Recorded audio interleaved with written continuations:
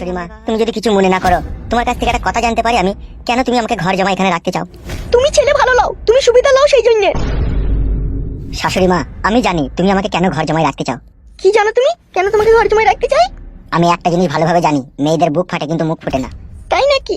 তো কেমন বুকটা ফাটে আর মুখটা ফাটে না জানতে পারি? তুমি আমাকে ঘর জামাই রেখে দিয়ে তুমি তোমার শরীরের চাহিদা মেটাইতে চাইছো। বাব্বাল্লা কি আমার ঢঙের পুরুষ! তাই ওকে ঘরে রেখে দিয়ে আমি শরীরের চাহিদা মেটাবো? তাহলে সেটাই যদি না হয়, তাহলে কেন ঘর জামাই রাখতে চাইছো তুমি আমাকে? কেন তুমি তোমার মেয়েকে বলছো না যে তুই জামাইয়ের সাথে চলে যা, এখানে তো থাকা হবে না? এখানে থাকতেই বা কি অসুবিধা হচ্ছে তোমার? তাহলে আমি যেটা ভেবেছি সেটাই কি ঠিক? যদি ঠিক হয়ও তাহলে অসুবিধাই বা কি আছে? তুমি যদি চাও তুমি আমার সাথেও থাকতে পারো। আর আমার শ্বশুর কি করবে? ও কার সাথে থাকবে?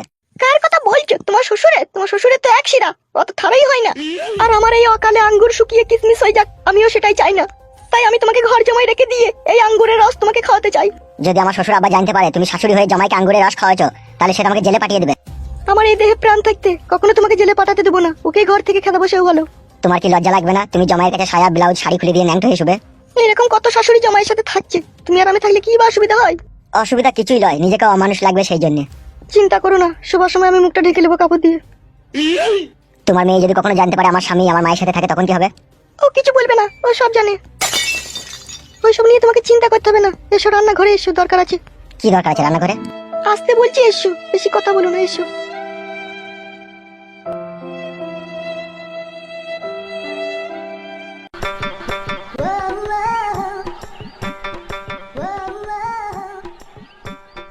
কি হলো কি, এই রান্নাঘরে কেন ডাকলে? সবকিছু ভেঙে বলতে হবে নাকি? কেন ডাকলাম কেন না ডাকলাম সবই তো বুঝো, আবার না বুঝার ভান করে কেন? কি করবো তা বলো। যা মন চাই তোমার তাই করো আমাকে নিয়ে। এখন পারবো না, এখন পারবো না, রাত হোক রাত হোক। আমি আর জৈবনে জ্বালা সহ্য করতে পারছি না, এখনই একবার করো, রাতে তো আবার করবেই। যদি কোনো অসুবিধা হয়? কিচ্ছু হবে না, আমি আছি তো। করতেই হবে, না করলে হয়তো না। তুমি কি হিজড়ি নাকি? তাই পারবে না তুমি করতে? আমি হিজড়ি লয় শাশুড়ি মা, আমি হচ্ছে অয়েল বেঙ্গল টাইগার পুরুষ। তুমি যদি নিতে পারো আমি দিতেও পারবো। তাহলে আমারও তো হয় কিসের ভরো। কি করে? আমি সব ব্যবস্থা করে দিচ্ছি, তুমি শুধু বলতে পারলেই হবে। এই নাও রেডি করে দিয়েছি, এবার করো।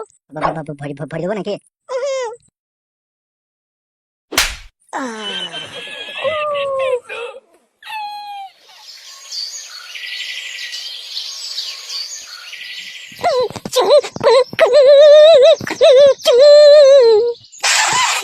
এইভাবে শুয়ে থেকে তোর জ্বর ঠান্ডা কাশি ভালো হবে?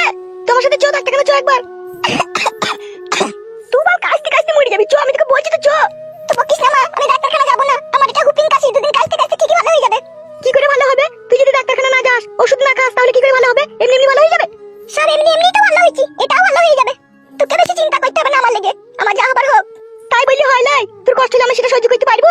আমি পারবো না, তুই ডাক্তারখানা চো আমার সাথে। আমি যাবো না, না মাথা যন্ত্রণা করছি, বেশি বকাই না, যা তুমি হাতে বাগা, যা তুমি হাতে বাগা। তাহলে যাবি না তুই?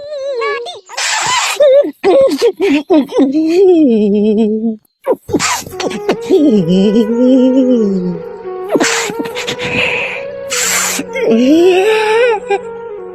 কি হলো রে ভাইপো, কাঁদছিস কেন?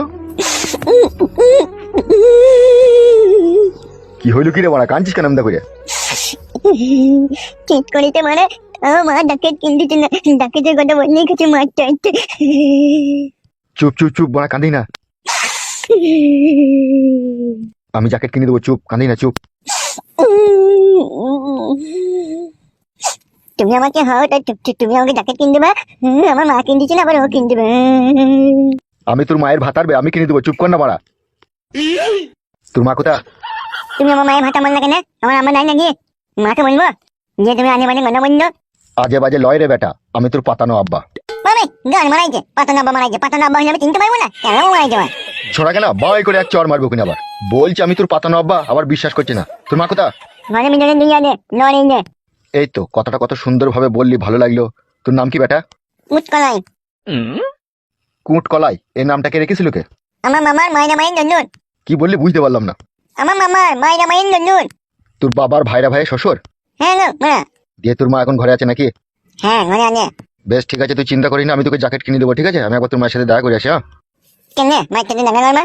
এই তোর মায়ের নামে একটা ঘর বেরিয়েছে, তাই তোর মায়ের সাথে একটু ইম্পর্টেন্ট কথা বলবো।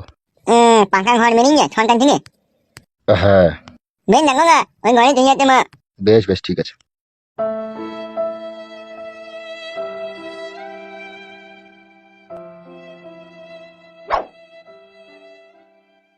কি রে কি হইতে মারা কিছু মুইতে পারছি না, মুই পাঠানো আম্মা। আম্মা আমার পাঠানো হয়।